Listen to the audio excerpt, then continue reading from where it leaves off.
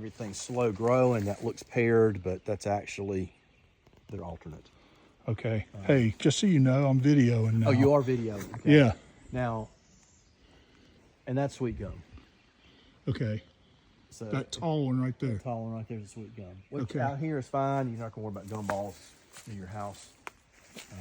They never really bothered me anyway.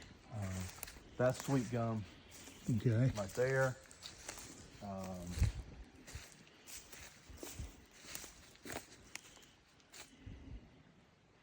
Smooth gray bark is poplar. Okay.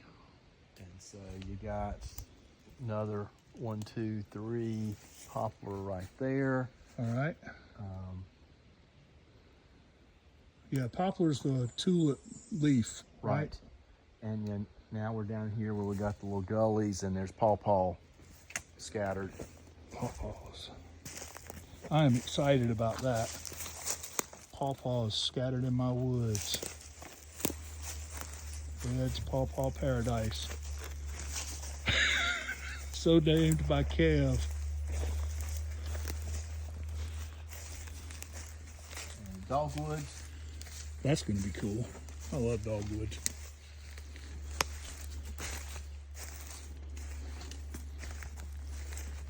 And then how far over did this go? All the way to the line right there. Okay, so you got two gullies that kind of converge. Yeah, and that's where I'm going to do the pond. There's more pawpaw. Yeah.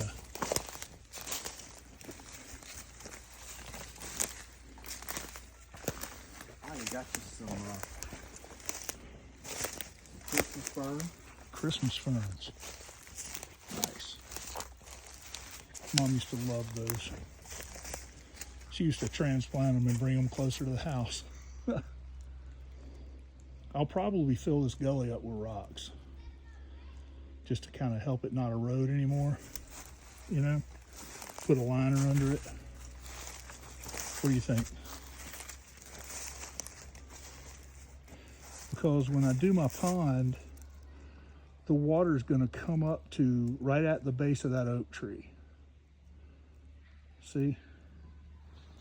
And the pond is going to actually go down to where that tree with multiple big old roots going all different directions is. Mm-hmm. I think something lives under it, so I'm going to stop right before that because I don't want to put a fox or something out of its home or anything, you know. But we go back another 400 feet here. So all the way to where it goes that way, we go across another gully and then it goes up like that into somebody's yard where they built it up.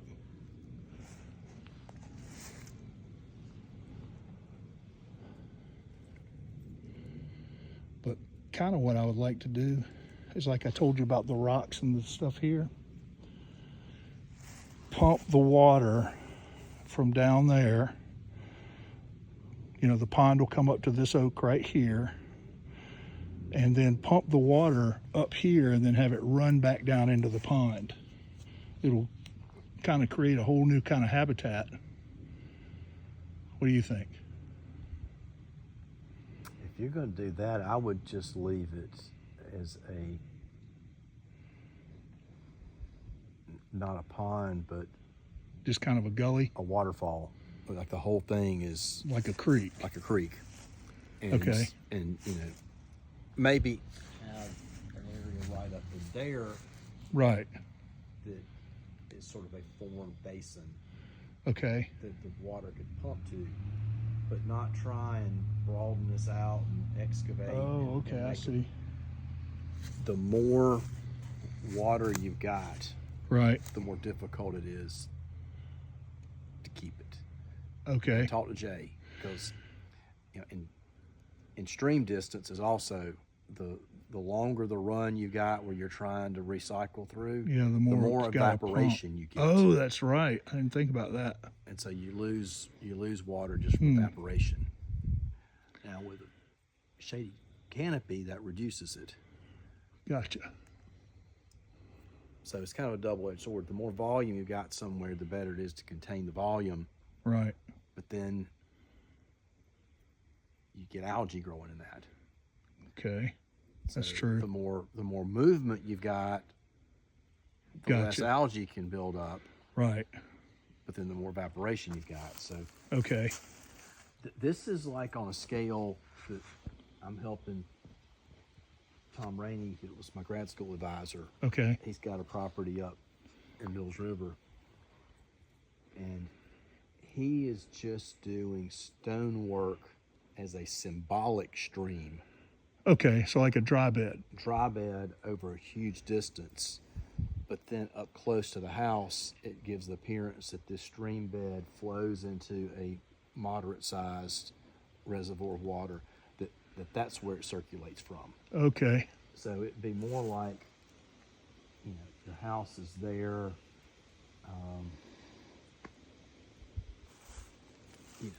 You go all the way back to there and have dry stream bed. Gotcha.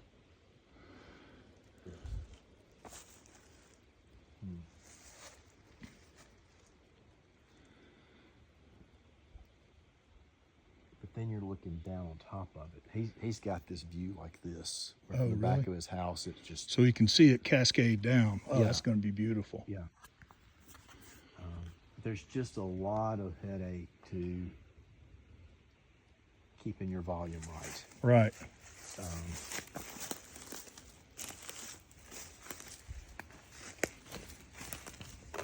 I imagine it takes a ton of power to pump it up out of a well and keep replenishing, right?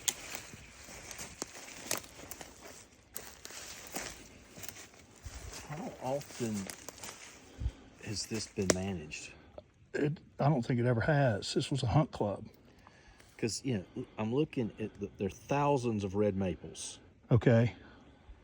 So I'm wondering if that's like deer are nibbling those off. Oh, okay. Because you've got so many. There's some big deer back in here. That's you've true. got so many little trees coming up that I would have thought that we'd be walking through thick. Right. Okay. Right, So but you we're think not. the deer coming through nibbling the low growth? Huh. I didn't think about that. Okay. So And I need to. They don't eat Christmas fern. They don't eat Christmas fern. Okay. You So can Christmas fern is good You can to. go to state parks, and this is deceptive. I thought I was taking pictures of these pristine forests Mhm. that have got no influence of modern anything, Right. because huge stands of fern except for the footpaths. And I got straightened out when a naturalist actually said that's because you got these big mature trees Right. and this fern understory. It's because of deer. Deer don't let the okay. tree saplings grow, so you don't have next generation trees. I gotcha. You got old growth trees, and you've got a fern understory Right. because the deer take all the Oh, okay. competition from the ferns. Right. But don't eat the ferns. I see what But you're that's saying. not really a healthy forest because you don't have second generation or third generation trees coming along. Gotcha. Gotcha. So at some point, I need to protect some of those saplings. Yep. Okay. Well, let's see. So this one that's laying down that's probably going to die is a poplar, correct? That's a red maple. That's a red maple. Okay. And these two are dogwoods. Yep. So save all your dogwoods. Yep. A lot of dogwood. I guess this. Is that a cherry? Cherry tree? There's a water oak in here. Oh, cool. With the long, slender Long leaves? slender leaf, but you can see some of them actually broaden out and have a little thumb to the side. Yeah. That's as they're getting mature, they'll start switching over. Now there, look up in there. There's Tree of Heaven that's got some size to it. Those long, pinnate leaves. That's up against. Oh, yeah, I see it. Up against the pine bark. Yeah, I do see that sneaky bastard. So that. needs And to that's get it cut. right there. Yep. It's coming out. Yep. Coming out. Okay. I got to go over here and look at the pawpaws one more time. I want to video them.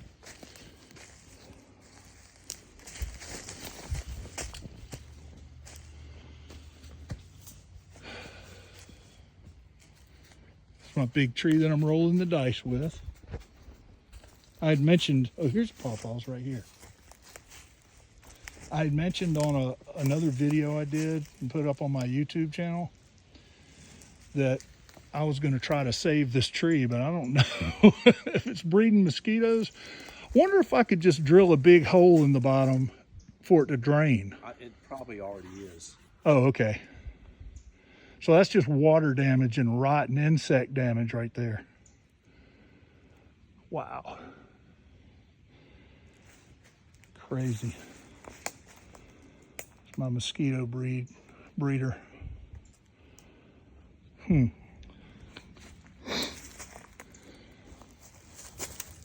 cool.